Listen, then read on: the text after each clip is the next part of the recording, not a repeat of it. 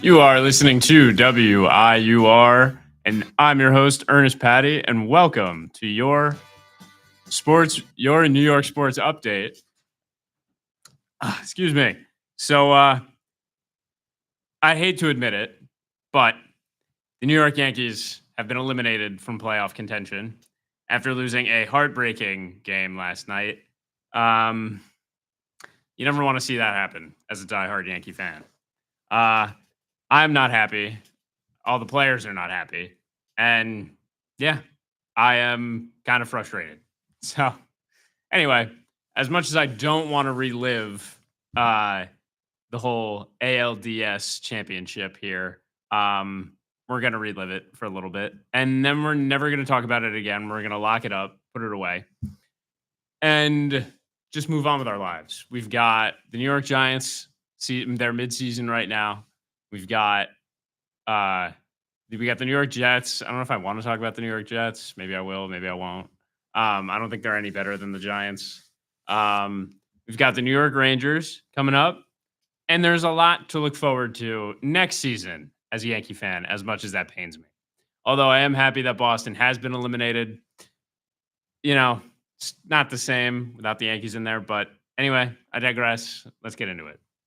Um, we're also not going to talk about game 1 or 2 because the Yankees got blown out uh, by the Blue Jays. They lost 10-1 in game 1. Probably should have known that with Kevin Gausman pitching. He's electric, and yeah, they kicked our butts. Game 2, we're also never going to talk about it again. We lost 13-7. It was 12-0 in the 5th. So that probably should have told you that they were going to lose anyway. But they gave it their best shot and clawed their way back. But ultimately still took the L on that one. And then game 3, Rodon gave up a home run early. The Yankees got one back off a Stanton single. The Blue Jays then crushed Rodon as he gave up 4 more runs, making it 6-1 in the top of the 3rd. That was just ugly. And he got pulled eventually after that, after throwing 50, 60 pitches. And then the Yanks battled back to make it 6-3 in the bottom of the 3rd. And then in the bottom of the 4th, Aaron Judge tied the game off an incredible 3-run homer off the foul pole, which I have a little bit of a crazy stat on that coming up in a second. In the bottom of the 4th, later, Jazz Chisholm hits a solo home run to extend the Yankees' lead. And then the Yanks tacked on 2 more just to solidify their win, to bringing the series to a 2-1. And then when talking about Aaron Judge's game-tying home run, out of the 528 pitches that were thrown out of the zone on 0-2 counts, and that pitches that were over 99 miles per hour and 1.2 feet inside on Aaron Judge. That was the only home run ever, which is quite shocking when you take the amount of pitches and how long a baseball season is and how long the game has been played for. That there's never been a home run like that ever. So anyway, we head into game 4, where Cam Schlittler took the mound versus Varland. And he was actually the first pitcher to ever lose a game and then start the next day. He gave up the 3-run home run to Aaron Judge, and then started the next game, which is quite funny that has never happened before. Toronto made it a bullpen game using a total of 8 pitchers. The Blue Jays managed 12 hits, scoring 5 runs compared to the Yankees, 6 hits and 2 runs. Pretty lame offensive evening for the Yankees. George Springer led it off with a double. And then the Blue Jays opened up the scoring with an RBI single from Vlad. What I hated to see was the Yankees kept pitching the Blue Jays, and this is probably subsequent throughout the whole game. But they kept pitching to the Blue Jays with fastballs away and outside, and they were just able to poke the bat out and put the ball in play, which you don't see too often, but it happened, I think, on 3 or 4 of the scoring at bats, or the hits that led to runs, that the Yankees just couldn't couldn't field the ball because the ball was just poked in such a way that they just couldn't find an answer to it. But I hated because they kept pitching them in that same sequence, and there was always a fastball outside that ended up leading to a ball in play or a run. And instead of walking Vlad in the first, the Yankees chose to pitch to him, which I think if you can walk Vlad and maybe avoid giving up a run, 2 runs, you would. But again, I digress. Maybe that's an Aaron Boone mistake, or maybe it's not. Who knows? But yeah, they happened. And then the game remained close with the Toronto 2-1 lead up until the top of the seventh, with one out and one runner on. Jazz Chisholm makes a costly error on a hard hit ground ball that bounced off his glove and kind of like blooped into right field. Sorry, center field. Um, and that would have allowed for an inning-ending double play, but instead it allowed the runner that was on first to go to third. That knocked Schlittler out of the game, bringing in Devin Williams, who has been pretty solid for the Yanks this postseason. And with 2 runners on, sorry, the runner that was then on first because of the botched single and botched ground ball, he ended up stealing off Williams, making it runners on second and third. And then with 2 runners on, Nathan Lukes hits a single to center field that scored both runs. I personally think that the Yankees lost the game in that inning. It extended the Blue Jays lead from 2-1 to 4-1. And you can't have that happen in the game. And I think that was the moment when the Yankees lost the game. However, in the bottom of the seventh, the Yankees did have a shot with 2 runners on and 2 outs, but unfortunately, Trent Grisham couldn't get it done. Then in the bottom of the eighth, Toronto was up 5-1, and the Yankees had the bases loaded with 2 outs. They loaded the bases with a single from Giancarlo Stanton, a walk from Jazz Chisholm, and a Ben Rice pinch hit for a walk for Goldschmidt. And then there was a pitching change. Then Ben Rice worked a walk. Sorry. And then Austin Wells, after watching the previous pitcher Hoffman not being able to locate the zone when facing Ben Rice, swings at the first pitch and lined it out to left field, which was the most frustrating thing to see from last night. Then there was some semblance of a rally in the bottom of the ninth with a pinch hit leadoff double by Jason Dominguez, a 2-out RBI single by Judge, and then the game ultimately ended on Cody Bellinger striking out.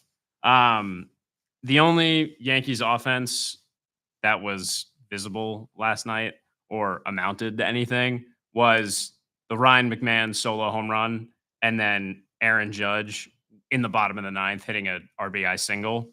Aaron Judge was phenomenal. This postseason, I think his postseason performance is now tarnished because of their poor performance. But I also think that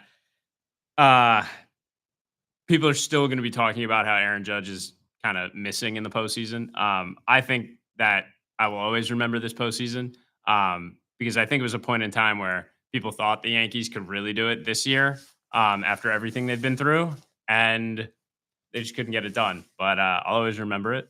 Anyway, I've got a couple clips from Boone, Aaron Judge, and the post-game interviews and whatnot. So we're going to play a clip on Aaron Judge and his feelings after the game.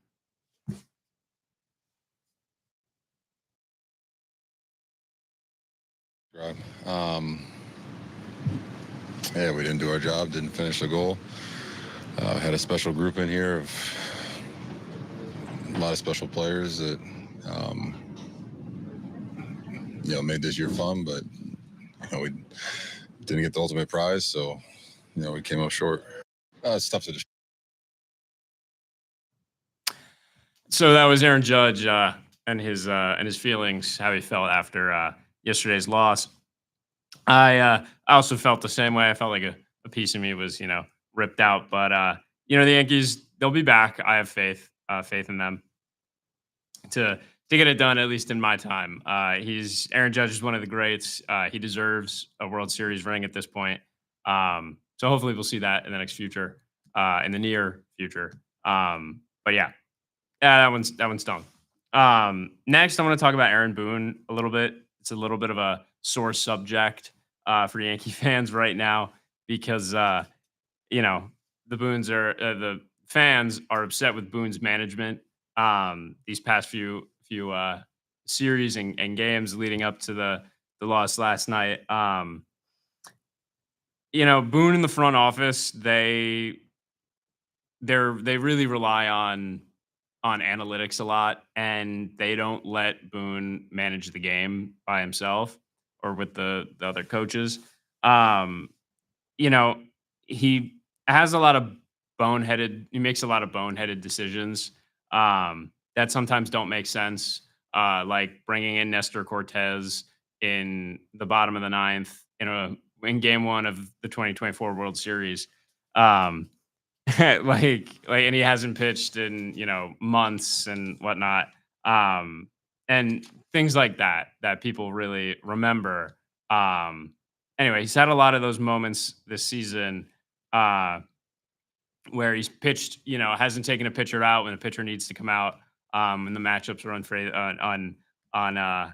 unfavorable for the Yankees. And yeah, just as a fan, you think it's Aaron Boone's fault, but then really it kind of leads back to the front office. So I've got a clip of Alex Rodriguez on the post game talking about his thoughts on Aaron Boone and the Yankees. But we'll take a quick ad break, and then I'll play that clip for you guys. So stay tuned.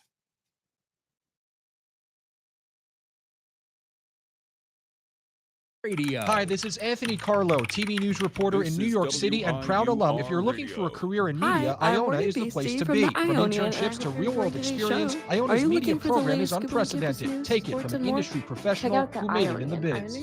Now back to WIUR, Iona University Radio. Keep you up to date with everything happening on and off campus.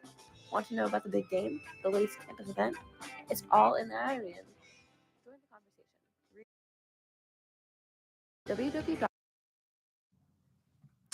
And we're back after those messages. So I'm going to play this clip of Alex Rodriguez talking about his frustrations with the Yankees and the front office. Aaron's been very classy. We've all been very consistent with that. Honestly, from the entire organization, he's the one guy with Circle that has least to blame. I mean, he's got a lot of talent, but for me personally, one of the worst construction of a roster I've ever seen. You have 3 left-handed catchers, you have 5 DHs, you have a first baseman in and out. It's just a very, very difficult hand for Boone, and honestly, they were exposed against a much better Jays team. So that was Alex Rodriguez just voicing his frustrations with the Yankees in their front office. And I actually I agree with Alex Rodriguez for one topic. I don't think it's 100% Boone's fault. I think he does get a lot of input from the front office and all the analytics and whoever else in that building that makes decisions. And they sometimes don't let him manage a game because Boone is a baseball guy. Like, he knows that pitchers should be taken out of games in certain spots and whatnot. So I don't know really what the cause for that is. But as a fan, you automatically blame Boone when sometimes maybe we should be blaming other people. But I don't think you can blame anybody for that loss in the whole series. I think the Blue Jays just were the better team and got the better of us. And that hurts to hear, but yeah, someone's got to say it. So a little bit of a mind-boggling stat for those. Trent Grisham, Anthony Volpe, Ben Rice, Jazz Chisholm, and Bellinger all combined, all their hits combined totaled, they were all 10 for 73. So for reference, Vlad Guerrero Jr. had 9 hits that entire ALDS. So that's he had 9 hits total, and those 5 guys couldn't total or totaled one more hit than he did, which is kind of sad to see that those guys who are Trent Grisham, who had 34 home runs this year, hit 235, I believe, couldn't get more than 2 hits in his, 17 at bats. Anthony Volpe and Ben Rice combined for 16 strikeouts, which honestly isn't surprising for Anthony Volpe with 11 strikeouts. But you just expect a little better from those guys. But when I saw that while scrolling on Twitter today, I just couldn't believe it. So I had to write that down. Well, we're going to forget about the ALDS. We're going to pretend it never happened, just like the 2024 World Series Game 1 and subsequent series. And we're going to look forward to next season. So I've got some guys that I'm excited about. We're going to talk about the injury report going forward, potential bullpen free agents, and maybe spots where the Yankees could improve. So the guys I'm most excited about, David Bednar, Camilo Doval, Cam Schlittler, Will Warren, and Ryan McMahon. David Bednar and Doval were 2 guys that we acquired at the trade deadline, and they were pretty solid. David Bednar came in, closed out a ton of games. Doval had a little bit of a rougher start in the 6 weeks that he played for us, but he really looked great in the couple spots that they brought him in during the wild card and the ALDS. And yeah, I'm really excited about David Bednar. He's technically a free agent, but we still have him for 1 more year. Camilo Doval is also won't be a free agent until 2027. And honestly, I think those guys are going to be some really like core pieces to the bullpen coming up, with the list of guys who are free agents and may or may not be on the team next year. Moving on, Cam Schlittler, he had a great postseason, and he did have a really good regular season too. In the 14 games during the regular season, he had a 2.96 ERA with 84 strikeouts in only 14 games. And when you compare that to Will Warren, who had a 4.44 ERA, 171 strikeouts, and in 33 games, he had almost like half the strikeouts in less than half the games. So I'm really excited about him coming up and actually getting a full season under his belt. And he's really going to be one of those guys to watch out for, because his wild card Game 3 start was phenomenal. 8 innings. Don't remember if it was a shutout or not, but he really gave the Yankees 8 crucial innings for them. And he's definitely going to be one of those arms in the Yankees starting rotation next year. I think maybe he'll be probably the day 3 or day 4 starter, depending on who comes back from injury, free agent acquisitions. But he's definitely going to be at the top of the rotation for sure. Same thing with Will Warren. He had a 4.44 ERA, 171 strikeouts, blah, blah, blah. You just heard me say that. But he's also one of those guys that can come in and give the Yankees some real solid starts. He came in after Clark Schmidt went down, and when the Yankees were still trying to find, like their 3rd and 4th, 5th starter. We had Marcus Stroman, but Marcus Stroman is Marcus Stroman. And he wasn't a solid part of that bullpen. But yeah, and then moving on to Ryan McMahon, just one of those guys that has really solid defense that's got to pick it up with his offense. But we're going to take a quick ad break, and we'll be right back.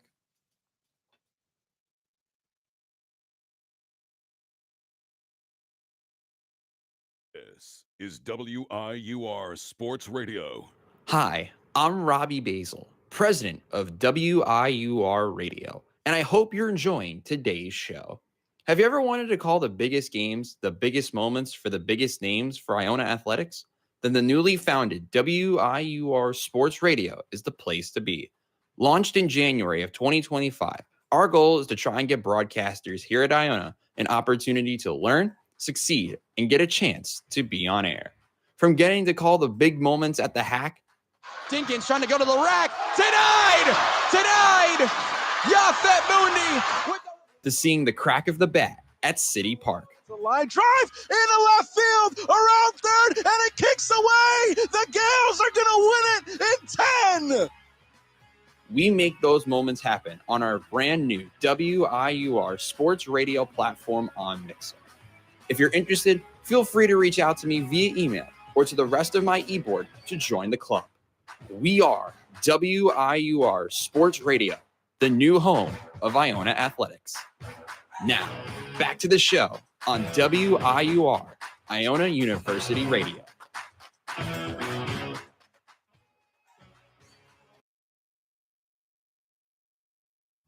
And welcome back to your New York Sports Update.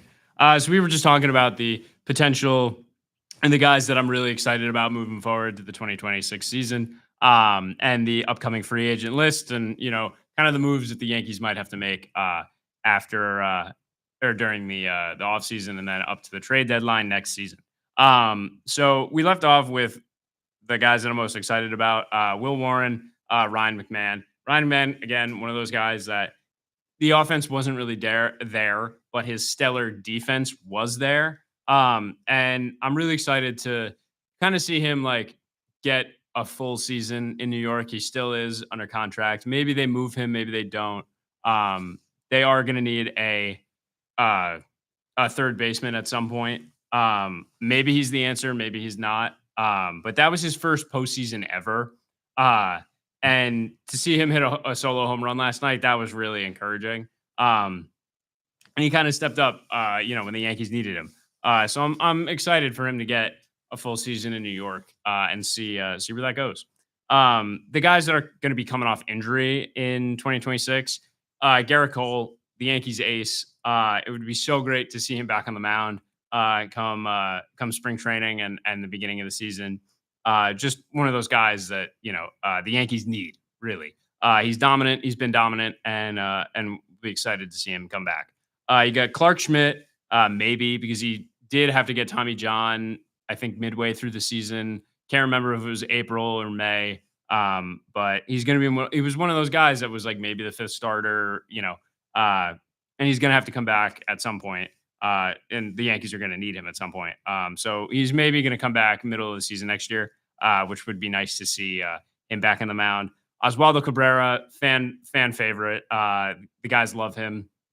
He went down with a fractured ankle earlier on in the season. Again, he's going to be one of those guys that utility guy that they could put him in left field. They could put him at third, short, second. Really just one of those guys that the Yankees need to have on the team. Heard he's making a good comeback, and he should be on his way. So that's another guy to keep your eye out. Next, Jay Cousins. He's a sneaky relief pitcher that I have been kind of keeping my eye on since the beginning of the season. He did not play. He's been hurt. But in the 2024 season, he had an ERA of 2.37 in 53 games. With 53 strikeouts in 37 games. Just another solid relief pitcher that the Yankees could call upon during the season, during the dog days of summer, that could, give them a couple good innings and get them out of jams. So he's one of those guys that's going to be coming back from injury. Would like to see him on the mound in 2026 at some point. But again, looking on to the Yankees bullpen relief pitchers that are going to be, whether free agents, whether they bring them back or not, he's going to be one of those arms that the Yankees need. Now, looking at those guys that are going to be free agents, you have David Bednar, maybe team option. I think the Yankees do opt in. He's one of those guys that's been dominant before he got to the Yankees, and then he had one or two rough saves, but ultimately he's been solid for the Yankees. And how can you not love his walkout song? You got Paul Blackburn, Fernando Cruz. You got Paul Blackburn, Luke Weaver, Devin Williams, and Ryan Yarbrough, all expected to be free agents. Those guys, besides Blackburn, have been integral to the Yankees' relief. And if the Yankees, depending on what the Yankees do with Luke Weaver and Devin Williams, I do think they bring Ryan Yarbrough back. I do think they like him in certain situations. And depending on free agent acquisitions.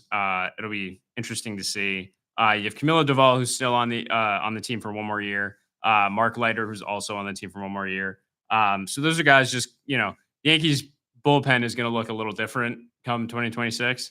But they're going to be losing a lot of guys if they don't bring them back or sign them, or if they are going to trade them, they can trade.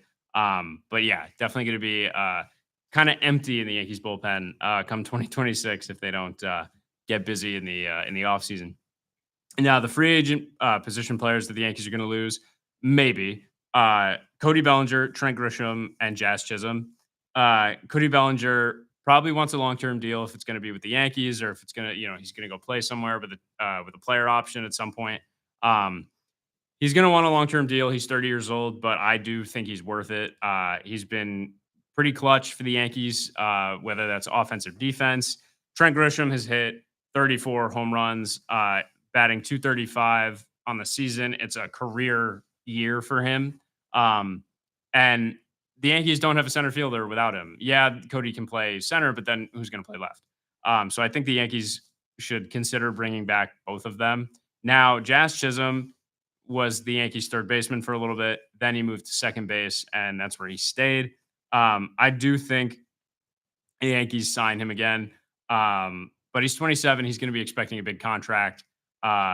So it'll be interesting to see what the Yankees do there. But he's probably one of my fan favorites, or he is a fan favorite. And I do hope they bring him back. He has that, kind of swagger and the attitude that I think the Yankees have been lacking in the dugout for a while. So some free agent needs / targets. The Yankees are going to be kind of looking for left field, center field, maybe. What are they going to be doing at catcher? First base, second base, third base, shortstop, and starting pitching, maybe. They could think about bringing up some young guys, maybe. You still have Dominguez. You have Bellinger, possibly, if they bring him back. At center field, you're going to be, looking at Bellinger, Grisham. And then you also have Spencer Jones, one of those exciting rookies in the minor league system there that the Yankees should consider bringing up. He's been dominant, and he hits a ton of home runs, and he's also like 6'10". So that guy can rob a lot of home runs in the future. The Yankees have 3 catchers as well. And interestingly enough, they're all left-handed hitters. You have Wells, Rice, and Escara. Rice and Escara, again, are kind of like utility guys. Rice plays first base. He also catches. Escara can play third and left field. So the Yankees kind of have a weird mix of utility guys all over the place. They could look to get JT Realmuto, Austin Hedges, and maybe even Gary Sanchez. That would be a funny reunion for the Yankees. At first, is Rice going to be the starter? Or what about Goldschmidt? He's also going to be a free agent. You could look at signing Alonso, Arias, or Rhys Hoskins. Those are just some big names that I've pointed out in my notes here that, maybe they'll be a Yankee, maybe they won't. But I think the Yankees are one of those organizations that likes to have multiple guys that can play the same position and just pick and play them whenever they want. It's kind of annoying as a fan, but I guess it gets the job done. At second base, hopefully we can re-sign Chisholm. You can think about Ozzie Albies, who still had the team option there. So we'll see what happens in Atlanta. And then why not? Because he's a free agent. Maybe they bring back Gleyber Torres. I hope they don't. But he's had a great season out in Detroit. So, and they're still in the playoffs, actually. So it'll be interesting to see what happens out there. At shortstop, I don't know if Anthony Volpe is the reason or the truth out there. But Bo Bichette is going to be a free agent. I mean, given the bad blood between New York and the Blue Jays, I don't know if they'll consider signing him, but I think that could be a pretty exciting name there. You have Trevor Story, who may or may not opt out of his contract. But I don't know if they'd bring a guy from Boston to New York. I know it's been done a lot. But again, I don't know if the current Yankees will do that. And then third base, likely McMahon. His defense is stellar. You could could bring Bregman in or Eugenio Suarez. I doubt they'll bring Bregman though, obviously because of what happened in 2017 with the Astros there. And then we'll go to starting pitching. Why not? There's some big names that are going to be free agents this season. You have Tariq Skubal, Chris Sale, Kevin Gausman, Sandy Alcantara, Electric Arm from Miami, Shane Bieber, Corbin Burns. You've got names like Sonny Gray, Clay Holmes, for my friends that know Clay Holmes. We do not want him back in the Yankees.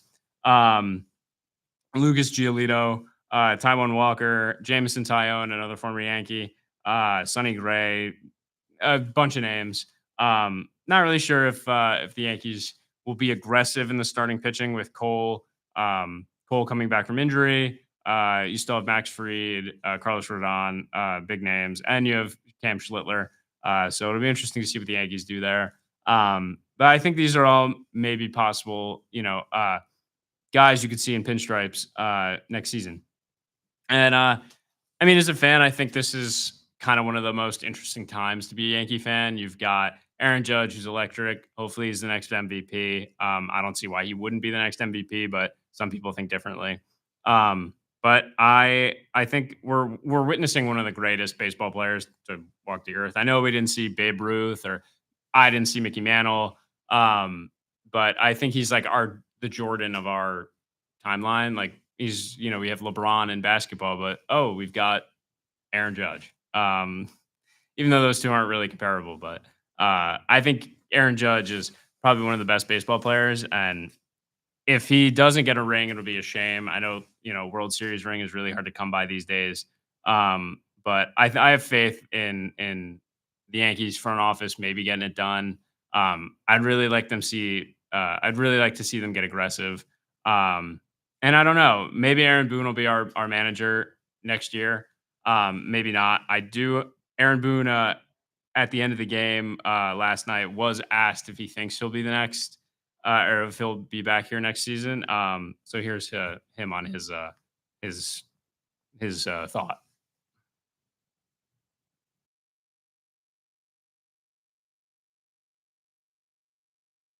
I don't expect anything.